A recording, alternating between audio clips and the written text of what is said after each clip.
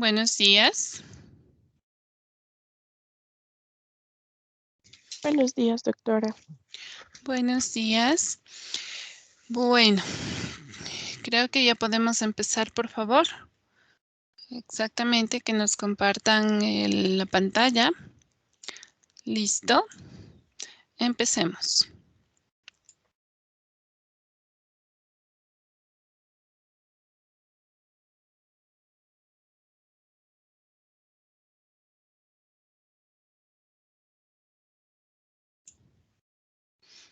¿Ya? ¿Podemos empezar?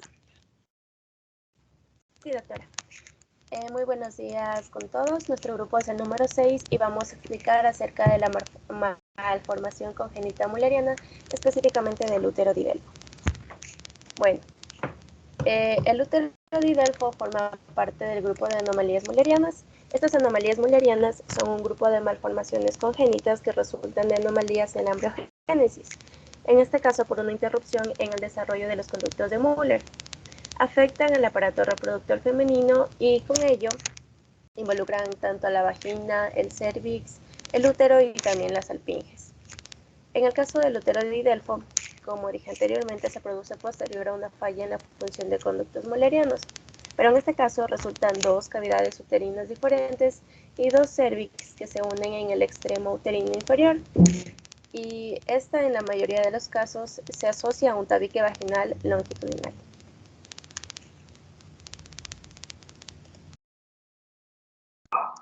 Ya, buenos días, doctora. Buenos días, compañeros. Yo les voy a hablar sobre la epidemiología.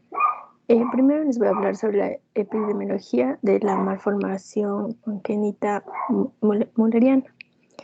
La incidencia exacta de las malformaciones müllerianas se desconoce debido a que los estudios realizados han sido heterogéneos, con diferentes métodos diagnósticos y debido a que muchas mujeres cursan asintomáticas. Sin embargo, se estima que puede ser de 1 a 10% y se estima que esta cifra es aún mayor en mujeres con pérdidas gestacionales recurrentes, infertilidad y eventos obstétricos adversos.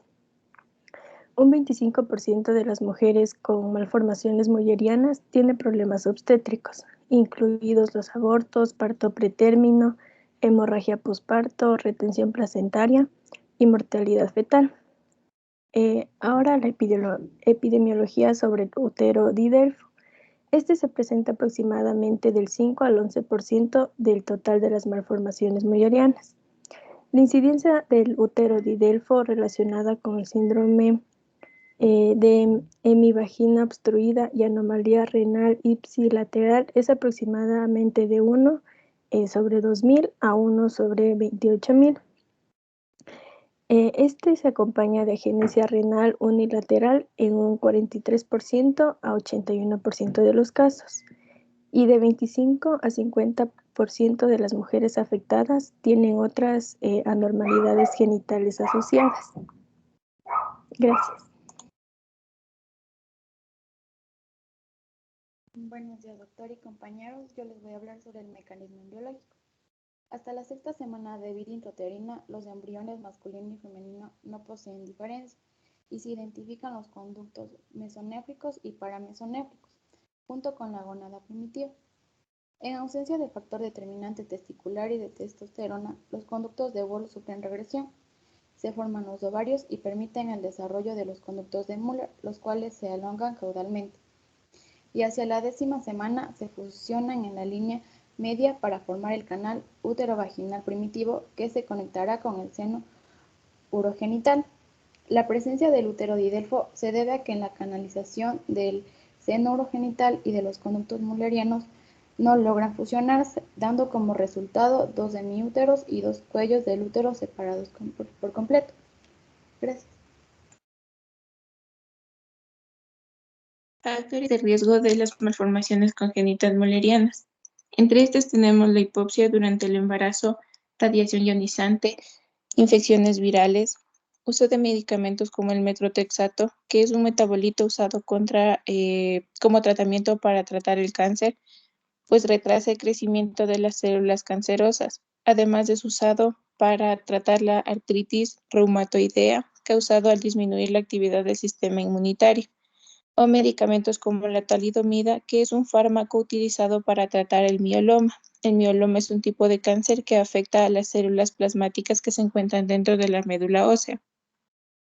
Factores de riesgo del útero de Delfo. Aún no se han podido determinar factores de riesgo definitivos de esta enfermedad.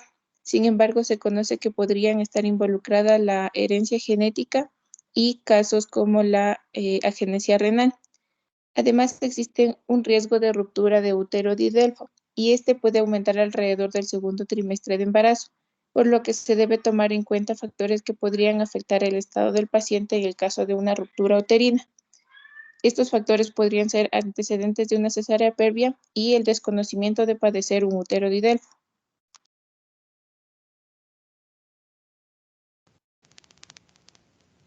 Ya, las posibilidades de gestación.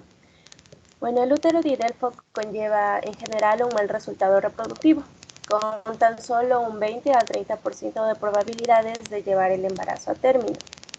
En el caso de los embarazos gemelares en úteros de Delfos, a pesar de su baja incidencia de casos y de que en la mayoría de ocasiones acompaña de problemas de infertilidad, se estima en 1 por cada millón de embarazos. Además, existe un aumento en la incidencia de muertes fetales en úteros de Delfos bicolis en comparación a un embarazo en úteros unicolis con tabique sin obstrucción. También hay que tener en cuenta las complicaciones obstétricas en úteros de Delfos. Bueno, en el caso de que exista un producto único, hay mayor probabilidad de presentar aborto espontáneo, una posición de nalgas, también una rotura prematura de membrana prematuro. Y en el caso de que sea un embarazo gemelar, se considera que es obstétrico porque tiene altas sales. También puede que los pulmones no estén desarrollados completamente y en este caso se necesita aplicar un tratamiento de maduración pulmonar. También pueden presentar valores de Apgar bajos, recién nacidos pequeños en comparación a su edad gestacional y también una mayor probabilidad de presentar la enfermedad de membrana hialina. Gracias.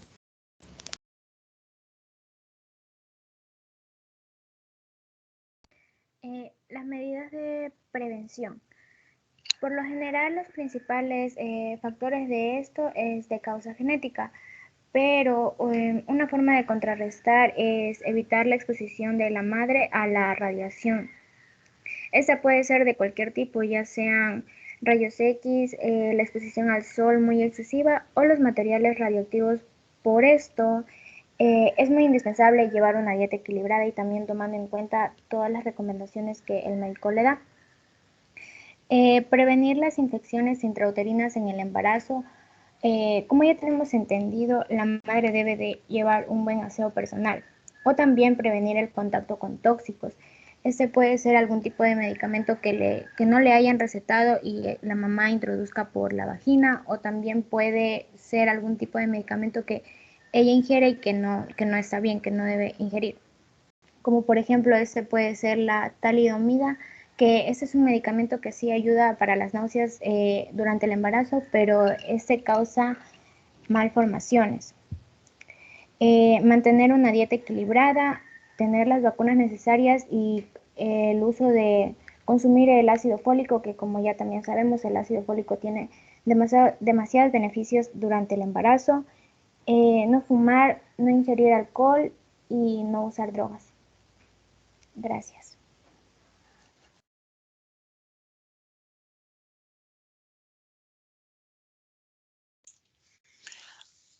Bueno, a ver, preguntas de los compañeros respecto a el tema.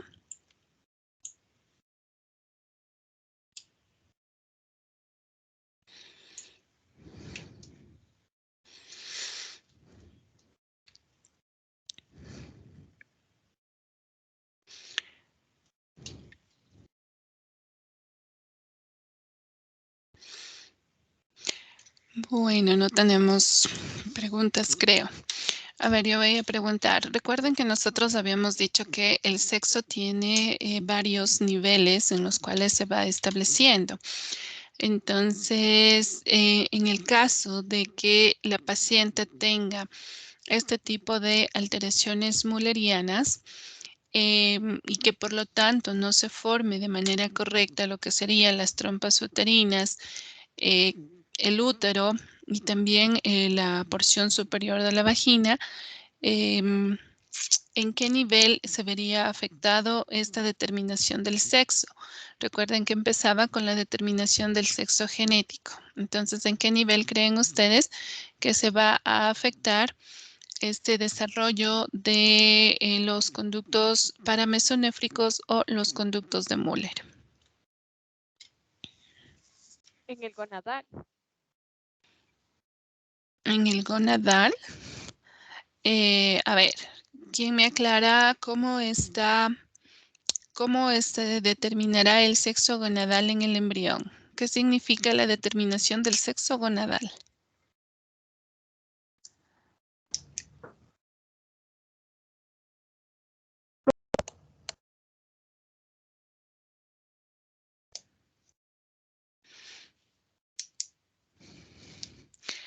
A ver, ¿a quién le preguntaremos? Señorita Flores. ¿Qué significa la determinación del sexo gonadal?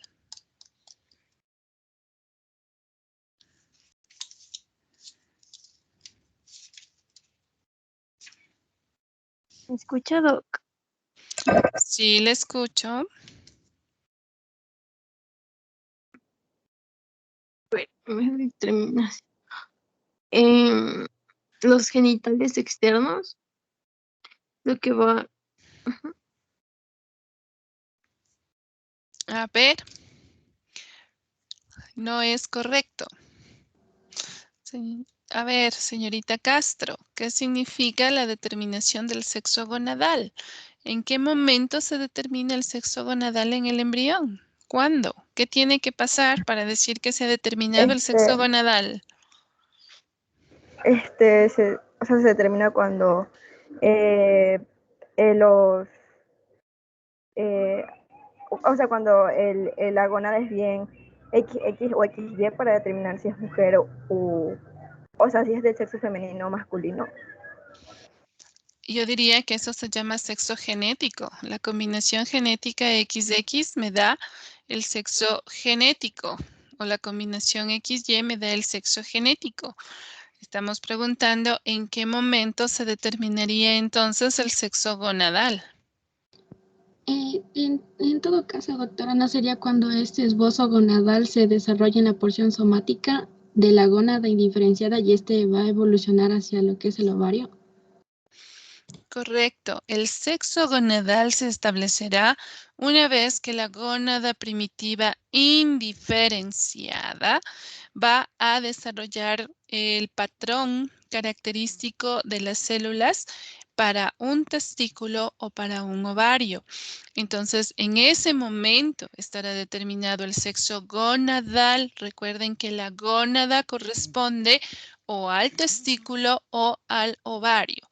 Entonces, luego del sexo gonadal viene otra determinación del sexo. Entonces, les preguntaba, ¿en qué fase de la determinación del sexo estaría la alteración en el desarrollo de los conductos de Müller que forman las trompas uterinas, el útero y la porción superior de la vagina? ¿En qué parte de la determinación del sexo se vería afectado este desarrollo? Sería en el sexo genital o fenotípico. Correcto, el sexo fenotípico. Recuerden que el fenotipo corresponde a las características anatómicas que tendrá el individuo. Entonces, estamos diciendo que dentro de la anatomía, los conductos paramesonéfricos o conductos de Müller tienen que dar origen tanto a las trompas uterinas, al útero y a la porción superior vaginal. Entonces, algo debe suceder en el desarrollo embriológico que hace que estos conductos de Müller o conductos paramesonéfricos no se desarrollen de manera adecuada y que por lo tanto todas o alguna parte de sus estructuras derivadas sufra un daño, ¿sí? Entonces, mientras van pensando si tienen alguna pregunta, vamos a hacer un repaso. Recuerden que el aparato reproductor femenino deriva tanto de los conductos paramesonéfricos o conductos de Müller como del seno urogenital. Entonces, más o menos a partir de la 8ª semana es en donde estos conductos paramesonéfricos o conductos de Wolf van a ir como fusionándose y organizándose para formar tanto las trompas de falopio, el útero y la porción superior vaginal, sabiendo que el seno urogenital se conecta, que estos conductos de Müller se conectan a el seno urogenital en la parte inferior y entonces la porción inferior vaginal procede justamente de esta zona del seno urogenital. Entonces, cualquier alteración que vayamos a tener más o menos en esta 8ª semana de desarrollo en adelante, nos dará como consecuencias malformaciones en las trompas uterinas, en el útero y también podría ser en la porción superior vaginal. Ahora, en realidad las anomalías müllerianas son poco frecuentes. Dice que dependiendo de la zona geográfica, estas estarán más o menos en 0.1 hasta el 3.5% de las pacientes y que estas malformaciones se deben justamente a causas multifactoriales, es decir, a alteraciones genéticas que podría haber en la configuración de la niña en desarrollo y que actúan a su vez con factores del medio ambiente, como dijeron las compañeras. Entonces, estas malformaciones müllerianas podrían darnos como consecuencia agenesias, es decir, que no se formen las trompas uterinas, que puede ser unilateral o bilateral, que no se forme el cuerpo uterino, que nosotros sabemos que se forma por la unión o la interacción de la porción inferior de estos conductos de Müller y también que tengamos problemas a nivel de como la morfogénesis y que si estos se fusionan o se unen, pues a veces no se produce la muerte celular programada y se presenta una especie de septo a nivel del útero, nos daría un útero septado o también nos daría el útero didelfo que corresponde a una fusión incompleta, como están mirando en la imagen que ustedes tienen en la pantalla, una fusión incompleta de la porción inferior de los conductos de Müller que nos dan la apariencia de una especie de dos cavidades uterinas con dos cuellos uterinos, ¿sí? Cuando hablamos ya de este útero didelfo, este va a representar entre el 5 al 11% de las malformaciones müllerianas y se encontrará aproximadamente en una de cada 1,000 a 30,000 mujeres, también dependiendo de la zona geográfica. Entonces, estos defectos congénitos, como son como internos, no son diagnosticados al momento del nacimiento, podrían tampoco ser diagnosticados en la etapa fértil de la paciente, como en el caso clínico que teníamos, que la paciente tenía un útero didelfo y pues se quedó embarazada sin ningún problema y luego cuando progresó el primer embarazo, si ustedes recuerdan, pues apenas allí se hizo el diagnóstico porque aparentemente su sistema genital funcionaba perfectamente. Ahora,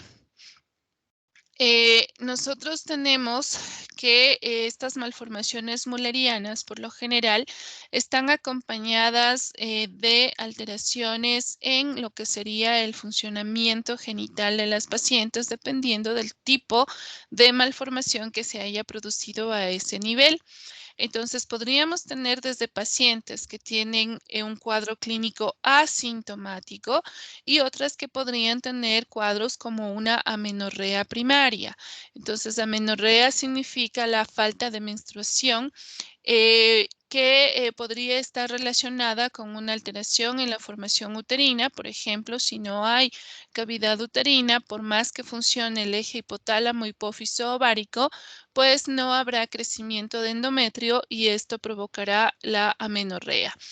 También se ha observado que muchas de estas pacientes pueden tener abortos recurrentes espontáneos debido a la conformación de la cavidad uterina que no permite el desarrollo subsecuente del producto de la gestación, y en otros casos podríamos tener la presentación también de partos prematuros. Ahora, cuando hablamos ya netamente de la fertilidad, algunos autores han indicado que las pacientes con malformaciones uterinas han requerido tener o seguir cierto tipo de tratamientos para la fertilidad, puesto que tienen justamente esta especie de abortos a repetición espontáneos, y a veces las pacientes ni siquiera se dan cuenta que han estado embarazadas. Se dice que más o menos el 20% de las pacientes portadoras con este tipo de alteraciones mullerianas van a terminar con un aborto en el primer trimestre. Tenemos que se han reportado cifras de 55 a 61% de nacidos vivos en algunas pacientes, dependiendo del tipo de defectos que tengamos, pero también estos nacidos vivos podrían tener casi en un 50% la consecuencia de nacer prematuros. Y la posibilidad de nacer a término, pues obviamente es menor. Ahora, cuando hablamos de los embarazos gemelares o los embarazos múltiples, se dice que 1 por cada millón de habitantes podrían tener un embarazo múltiple con un desenlace adecuado, es decir, que se lleve a término, que se alcance la viabilidad fetal en las pacientes. Repito, 1 de cada millón de habitantes con úteros didelfos podrían tener embarazos gemelares que lleguen como a alcanzar la viabilidad fetal. Y cuando ya se hace revisión de la bibliografía, se reportan alrededor de 20 a 22 casos de embarazos múltiples o gemelares en pacientes con este tipo de malformaciones que han llegado a término, y solamente hay el reporte de un solo caso que se ha producido un embarazo triple. Sí, entonces esto hay que tomar en cuenta el momento de la evaluación de las pacientes que podrían quejarse de alteraciones en la fertilidad o de abortos a repetición, y justamente hay que hacer una evaluación de cómo está desarrollado anatómicamente el sistema genital, y de esta manera se determinaría si las pacientes son portadoras o no de algún tipo de estas malformaciones. No sé si tenemos alguna pregunta al respecto, tal vez.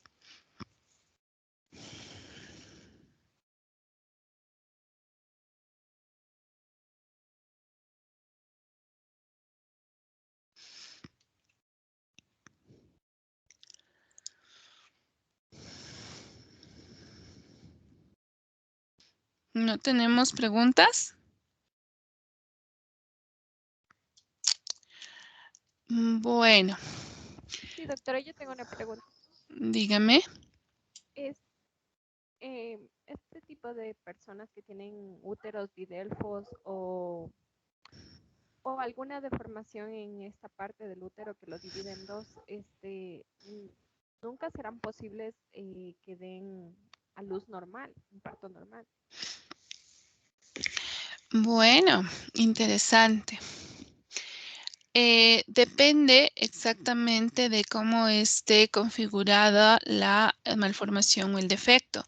Hay muy poquitos casos reportados que se ha desarrollado un parto normal. Por ejemplo, en aquellas pacientes que tienden a tener como una especie de división en el fondo o en la porción superior del cuerpo uterino, y el resto, es decir, la porción inferior del cuerpo uterino, pues está configurada entre comillas de manera normal.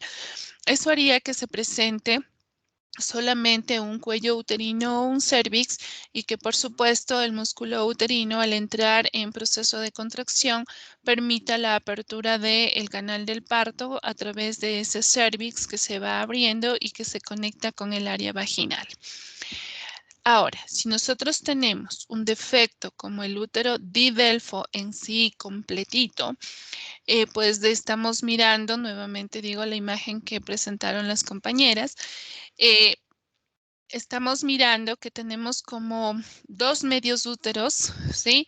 Que están unidos a la región vaginal y cada uno de estas cavidades que se han formado tienen como una especie de cuello uterino y ese cuello uterino o ese cervix justamente tiene que abrirse para formar el canal del parto y obviamente sería como mucho más estrecho o mucho más pequeñito en cuanto a su luz y en cuanto a sus paredes también, lo cual no le permitiría provocar una dilatación completa de esta zona como para permitir la salida principalmente de la cabeza fetal, que es la porción más grande. En este caso, se han reportado también que en este mecanismo de apertura de ese cérvix que tiene un diámetro mucho más pequeño, puede ocasionarse una especie de ruptura de las paredes uterinas, obviamente con un sangrado masivo que pone en riesgo la vida de la madre y obviamente la vida del producto de la gestación. Entonces, en estos casos, lo más recomendable, luego de la evaluación y el diagnóstico preciso, es indicar la cirugía cesárea. ¿Sí? ¿Alguna otra pregunta tal vez? Doctora, ¿las mujeres con este útero didelfo tienen la misma probabilidad de tener ovarios poliquísticos que la demás población o no? La presencia de útero didelfo no le da a la paciente mayor o menor riesgo de tener el síndrome de ovario poliquístico. El síndrome de ovario poliquístico se debe a otros factores y, como usted lo dice, estará ubicado justamente o netamente en el ovario, es decir, en la gónada. Y recuerden que la gónada o el ovario procede de la gónada primitiva indiferenciada, que a su vez está relacionada con otros tipos de tejidos diferentes a los conductos paramesonéfricos o conductos de Müller que tienen que diferenciarse justamente en el resto de las estructuras del sistema genital femenino. Entonces, no se ha encontrado ninguna asociación en que la paciente, porque tiene una malformación mülleriana, va a tener mayor probabilidad de tener ovarios poliquísticos. ¿Ya? No hay asociación. ¿Alguna otra pregunta tal vez?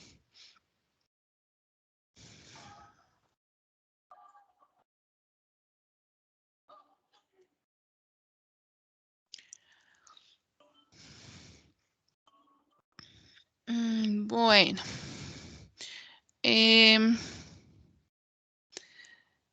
Si no tenemos preguntas, entonces creo que con esto estaríamos completando ya el estudio del desarrollo del aparato urogenital.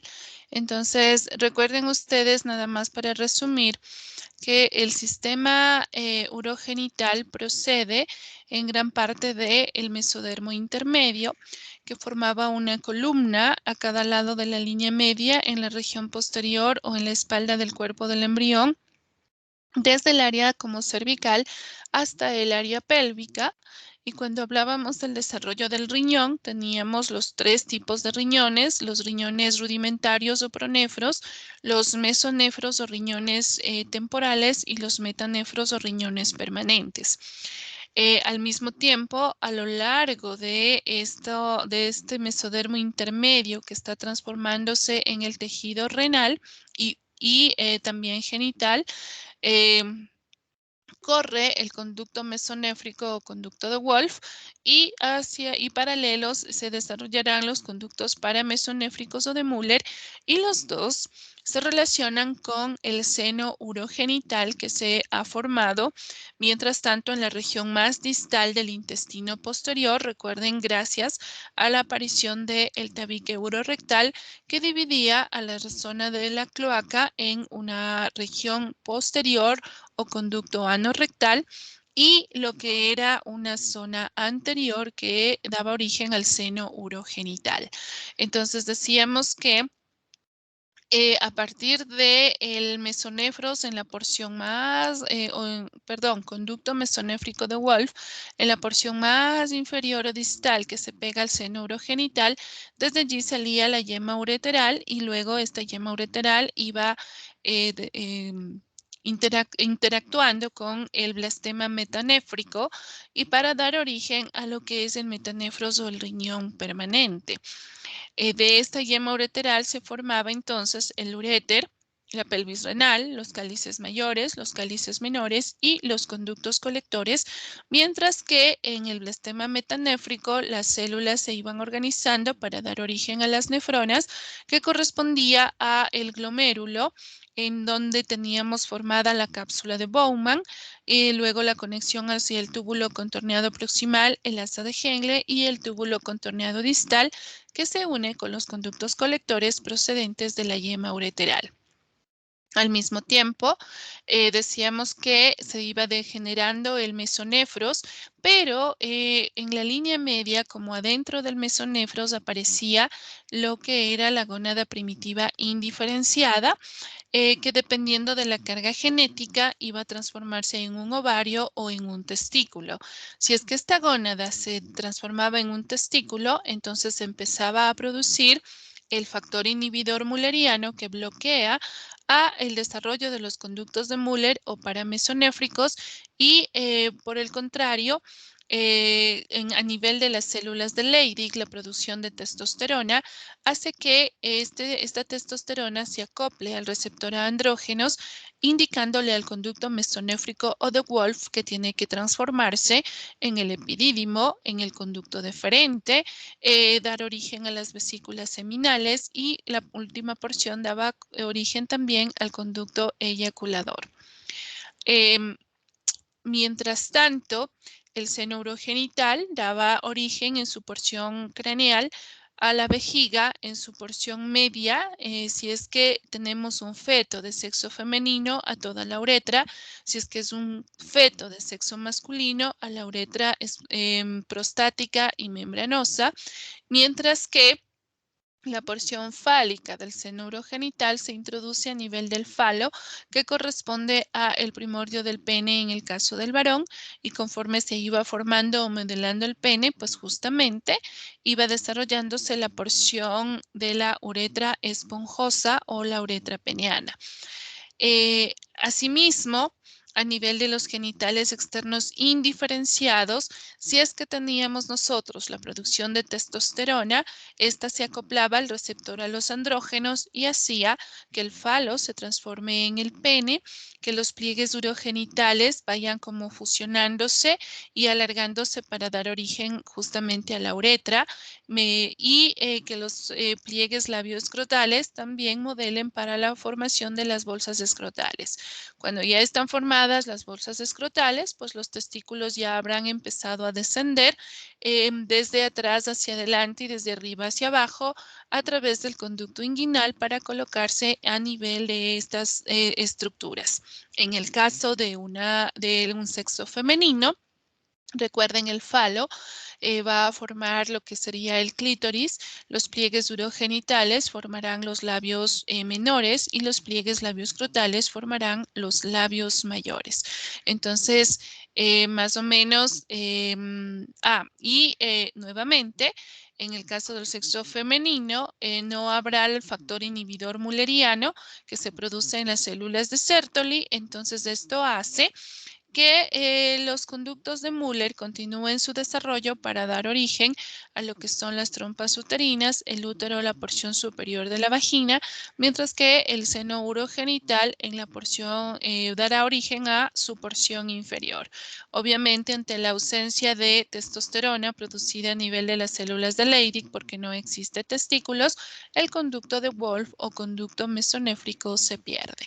Entonces, todos estos eventos iban ocurriendo más o menos al mismo tiempo y justamente era la etapa en la cual se pueden presentar los diferentes defectos congénitos que ya habíamos estudiado. Listo. Si no tenemos ningún comentario adicional, entonces con esto estamos completando la clase y recuerden que la evaluación de urogenital sería el día de mañana, dijimos, creo que era 8:30 de la noche, ¿correcto? ¿Me confirman, por favor? Sí, doctora. 8:30, sí, porque había alguien que tenía alguna cosa del inglés. Entonces, a las 8:30 mañana va a estar programada su evaluación número 3. A ver, una cosa, no tengo el listado de los estudiantes que van a acudir a la vacunación, que creo que les toca el día lunes, que están llamados por la universidad.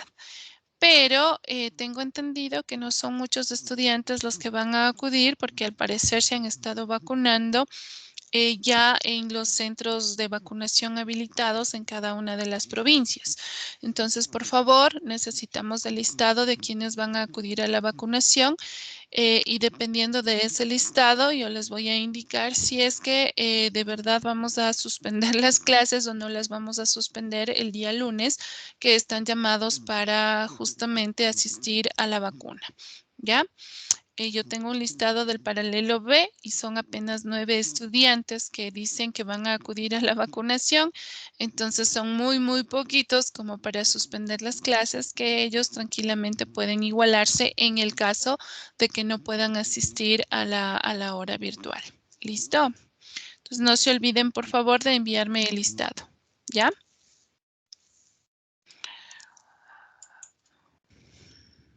Sí, doctora, ya le va a enviar.